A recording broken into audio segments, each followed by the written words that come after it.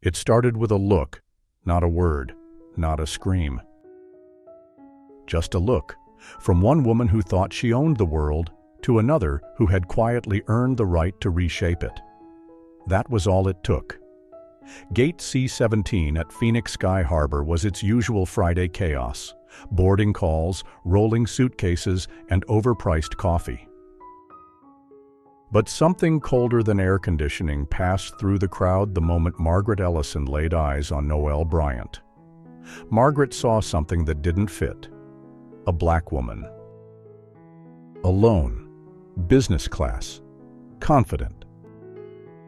Noelle wasn't loud, it wasn't flashy, but she stood there like she belonged. And that, for Margaret, was unacceptable. "She's watching me, acting strange," Margaret muttered to no one, yet loud enough for everyone. She didn't care about facts. She cared about control. And when control slipped from her fingers, she reached for a weapon she knew well: suspicion. She waved over two officers like they were her private security. "That woman's suspicious," she whispered sharply. "She doesn't look like she belongs here." The officers didn't ask follow-up questions. They looked at Noelle. Black skin, expensive clothes. Alone. That was enough. They walked toward her, hard steps, hands near belts, no explanation. But what they didn't know was that the woman they were about to handcuff who didn't just belong there. She outranked every single person in that building. Noelle stood still. Her hands were relaxed, her breathing measured, but her mind racing. Not with fear, but with calculation. She had been in courtrooms where the stakes were higher than this, where a single objection could shift the weight of a death penalty. But this was different, because out here, on the marble floor of an airport, in plain clothes and brown skin, her title meant nothing. Officer Holden took one last glance at her ID and boarding pass. "Noelle Bryant," he repeated slowly, as if tasting the name. He raised an eyebrow. "And you're flying alone?" "Yes," she answered. "Like thousands of other professionals do every day." Monroe snorted. "Professionals? That's a stretch." Noelle's eyes narrowed. "You've seen my ticket, my ID, and you've heard my answers. What exactly is the reason I'm being detained here?" Holden crossed his arms, shifting weight to his back foot, a pose of false authority. "You're not being detained, yet," he said. "We're just investigating a report." "A false report," she corrected, "lodged by someone with an obvious racial bias." "Careful with your words," Monroe snapped. "You're making this worse for yourself." Noelle took a slow step forward. "Not threatening, just present. What exactly am I making worse, officer? Demanding to know why I'm being questioned? Refusing to be reduced to someone else's stereotype?" Holden's face turned stone cold. He didn't like being challenged, especially not like this. Monroe was growing restless. The more composed Noelle became, the more he wanted to shatter it. "You need to lower your voice and stop resisting," he said, even though she hadn't raised it, even though she hadn't moved. A crowd had started to gather now, travelers pretending not to watch, but their phones already in hand. The modern-day courtroom was forming, live and unfiltered. And in the center stood a woman who refused to be silenced. "Your tone is hostile," Holden said flatly. "We don't know what your intentions are." Noelle gave him a look that could carve through concrete. "My intention is to board a flight, not to be profiled by a woman in a diamond necklace and two officers who let her racism dictate their procedure." Gasps. Some whispered. Others stepped further away.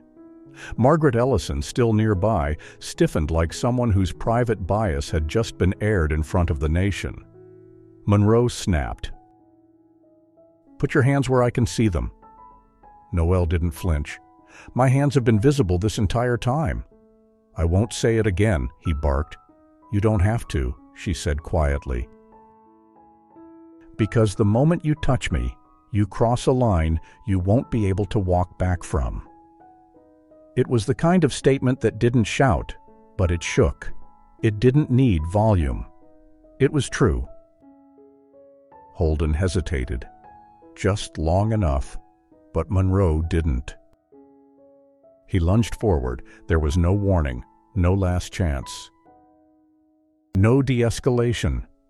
Officer Monroe lunged like a predator spotting a break in the line. With a sharp movement, he grabbed Noelle Bryant's wrist. She instinctively pulled back, not to escape, but out of reflex. But to the watching officers, the crowd, the world, that was enough. "Resisting!"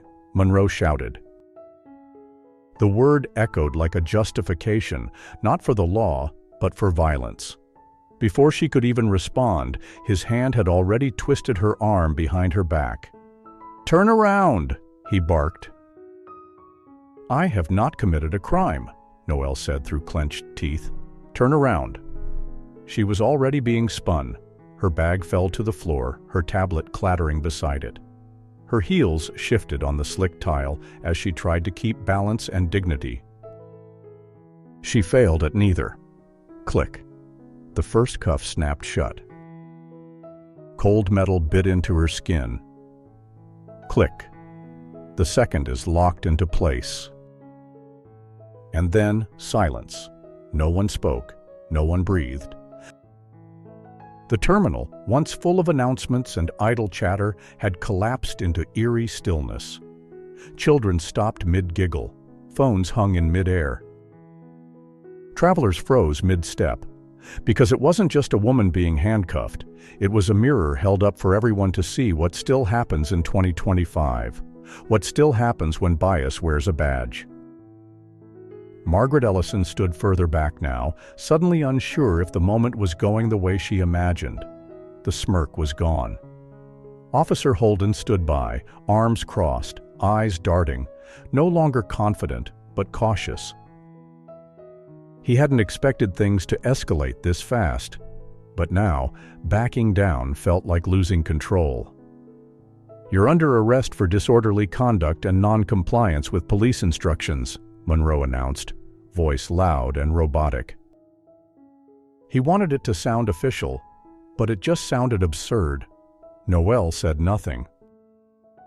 Her wrists burned, her back ached from being bent too hard, too fast, but her eyes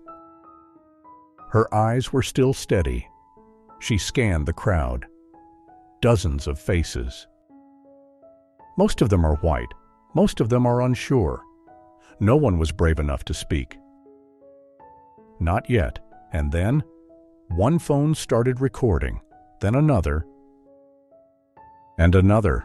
A quiet voice from the crowd asked, "Why is she being arrested?" No answer. Another. "She didn't do anything." Still nothing. And then a whisper turned louder. "Let her go." The terminal was no longer silent. It was watching. Holden looked at Monroe. Monroe looked lost. What had started as a quick show of control had become a viral event waiting to explode. And Noelle. She didn't scream. She didn't cry. She stood straight, wrists cuffed behind her, head high. And she whispered one sentence, meant only for them to hear. "You just made the biggest mistake of your careers." They walked her through the terminal like a criminal, hands cuffed, wrists burning. Back straight, head high. Noelle Bryant was not just being removed. She was being paraded, escorted by two officers who now wore fear behind their stone faces. Around them, phones recorded from every angle. The murmurs had evolved into voices. The voices raised questions, and the questions turned to rage. What did she do? Why her? Who is that woman? By the time they reached the airport security office, the damage was already done. They just didn't know it yet. The video hit the internet within 15 minutes. It didn't need editing. Didn't need commentary. Just raw footage of a poised black woman being cuffed while demanding dignity. Within the hour, the clip had over 500,000 views on X, formerly Twitter. By hour 2, it was on every major platform: TikTok, Instagram Reels, YouTube Shorts. Hashtags exploded.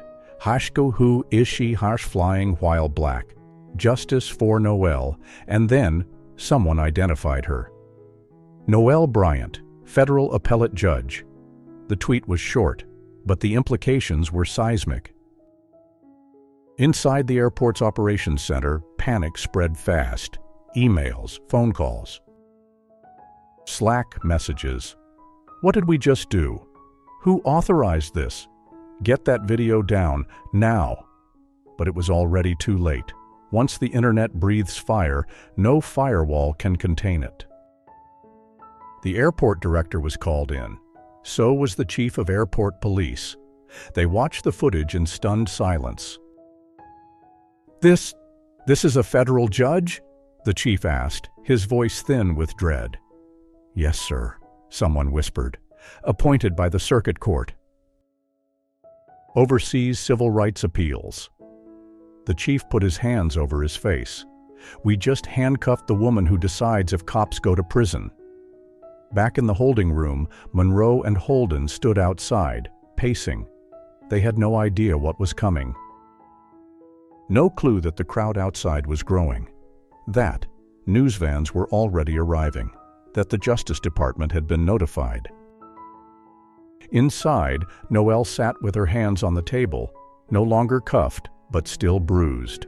She didn't ask for water, didn't ask for a phone call. She simply waited, like someone who had spent her life training for this moment. Not the humiliation, but what comes next. By evening, the headlines were everywhere. Federal judge handcuffed at airport, wrongfully targeted. Shocking video sparks civil rights uproar. Who's really keeping us safe? Civil rights leaders issued statements. Senators demanded answers.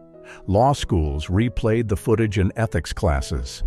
And for once, the system couldn't spin it away. Not this time, not with video, not with her title. Because they didn't just arrest a black woman, they arrested a symbol. And now the country was watching. At exactly 7:03 p.m., a secured conference room inside the airport's administrative wing went into full lockdown. No press, no cameras. Only damage control. Around the long oak table sat 12 people, each with titles, badges, or reputations now hanging by a thread. The airport director, the chief of police, legal counsel, PR specialists, and 2 trembling officers, Holden and Monroe, who now looked nothing like the men who had stormed that terminal just hours earlier. Screens were pulled up. Tweets are projected onto the walls. Headlines flickering like sirens. The room smelled of fear, sweat, and corporate-grade coffee. The war room was live. "Let me be clear," said the airport director, voice tight. "This isn't just a PR problem. This is a judicial crisis." He clicked the remote, switching screens. A clip played. Noelle Bryant, calm, cuffed, and composed. Her line repeated through the speakers like a mantra. "You just made the biggest mistake of your careers." Someone in the room exhaled hard. "This isn't going to disappear?" legal counsel added. She's not just a judge. She's a federal appellate judge. She oversees qualified immunity appeals. She's ruled on police abuse before. And now she's the victim. A PR consultant finally broke the silence. "We need to suspend both officers immediately. We issue a statement by morning. Deep regret, promise full investigation, zero tolerance, the usual." "Not enough," someone else said. "We'll need federal coordination. DOJ's already involved." Another person added, "We've received word. The Office of the Inspector General is watching." And then came the real blow. "She's filed a formal motion." She's invoking the Judicial Integrity Act. The room collectively froze. That statute? It allows any federal judge to demand a full federal investigation into law enforcement misconduct with expedited review and subpoena power. Noelle had just unleashed the machine.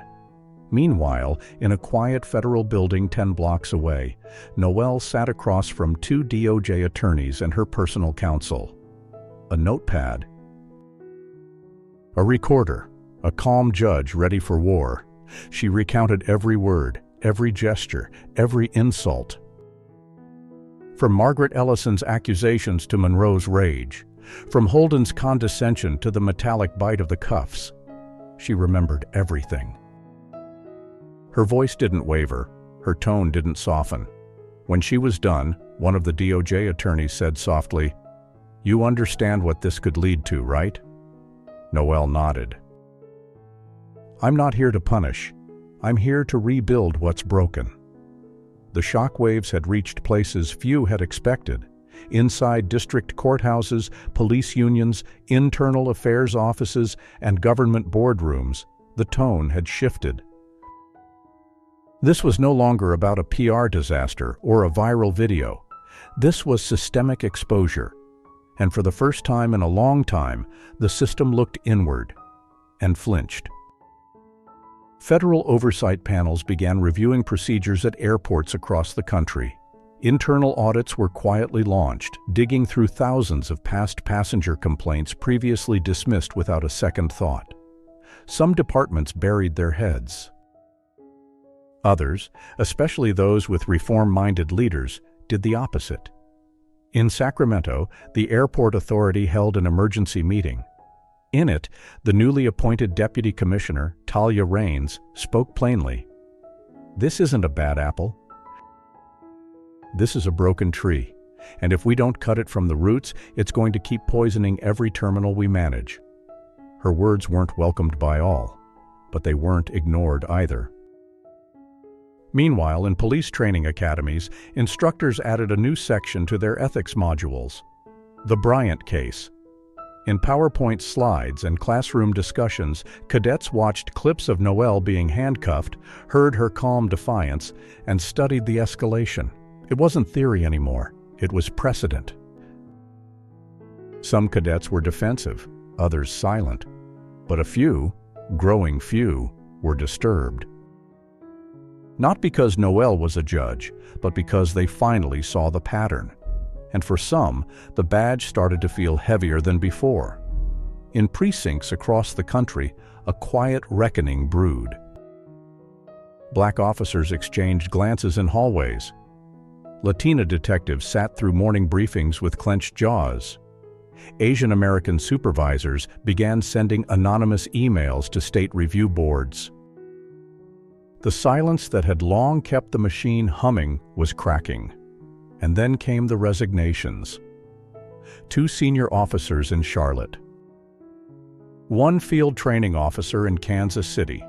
An airport police captain in Houston. Retiring early, the press release said, but insiders knew better. Within 3 weeks, the Department of Justice announced the formation of a new task force, Operation Terminal Justice. Its goal: to identify patterns of discrimination in airport policing and deliver recommendations for nationwide reform. Standing quietly in the background of every press conference, every policy announcement, and every media inquiry was Noelle Bryant. She didn't campaign. She didn't retaliate. She didn't need to. Her presence was enough. In legal circles, her quiet strength became legend. Judges who had previously avoided race-based appeals began re-examining them. Law clerks cited her detainment in amicus briefs. Scholars wrote op-eds arguing that the Bryant moment would be remembered like Miranda or Gideon, not as a law, but as a turning point. Back in Sacramento, Margaret Ellison's name appeared in subpoenas. Her country club membership was quietly suspended. Her private business received hundreds of one-star reviews overnight. But Noelle never spoke her name again. She had always aimed higher. Because in the end, real reform doesn't come from vengeance. It comes from the slow, deliberate dismantling of a culture that protects itself at all costs. And for once, that dismantling had begun, from the inside out. The shift had started, and the system would never be able to unsee what it saw in itself. By the time the hearings began on Capitol Hill, the story had taken on a life of its own. Noelle Bryant had become more than a judge, more than a victim, more than a symbol. She had become a mirror held up to every courtroom, every precinct, every airport terminal that had ever looked away when someone cried injustice. The Congressional Oversight Committee opened its session with the footage, not the violent part, not the screams, but the moment of silence. That haunting moment when the terminal stopped breathing as Noelle was handcuffed. It played on loop. Then the room fell into its own kind of silence. Witnesses spoke. Legal experts, civil rights advocates, former officers. Current victims. The stories flowed like broken levees. But when Noelle took the stand, the energy shifted again. She spoke slowly, without embellishment. She didn't cry. She didn't condemn. She simply told the truth, as it happened, as it still happens. And when asked what she wanted from all this, her answer cut clean through the room. I don't want revenge. I want memory. I want the system to remember how it felt, to be exposed, because only then does it begin to heal. That quote would be framed and placed inside 3 federal buildings by the year's end. But Noelle wasn't finished. Outside the chambers, in a press conference viewed by over 30 million people worldwide, she gave her closing statement. No teleprompter, no speechwriter. Just presence. What happened to me isn't rare, it's just documented. And if this nation wants to call itself free, then let freedom include accountability. Let it include the humility to admit when we're wrong, especially when those wrongs wear uniforms. She paused, looked straight into the camera. This is not a war on law enforcement. It is a call to remember what law enforcement is supposed to protect. The crowd stood in silence, then erupted. In the weeks that followed, over 100 airports revised their policing protocols. New legislation was introduced in 5 states. A national database of officer misconduct cases was reactivated. But not everyone celebrated. Some called it overreach. Others claimed victimhood in reverse. But those voices were fewer now, and more isolated. The country hadn't been fixed. Racism hadn't ended. Abuse hadn't vanished. But something had changed. In classrooms, kids studied the Bryant case, not as a headline, but as civic curriculum. In police briefings, her name was mentioned not with disdain, but caution.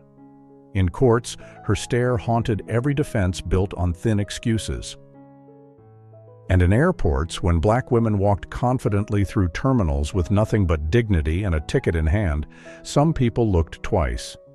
Not out of suspicion, but out of respect. Because the country had changed. Not perfectly, not completely. But undeniably. If this story moved you, don't let it end here. Talk about it. Share it. Teach it. Change begins not in courtrooms or Congress, but around kitchen tables, classrooms, precincts, and everyday conversations. Hold your institutions accountable. Question authority when it acts without justice. Demand transparency. Vote like lives depend on it, because they do. And if you ever find yourself in a position to stand up for someone like Noelle, or because of someone like her, do it. Not for applause. Not for attention, but because the world changes when we choose not to stay silent. Like. Share. Speak up. The next Noelle might be watching, and she needs to know she's not alone.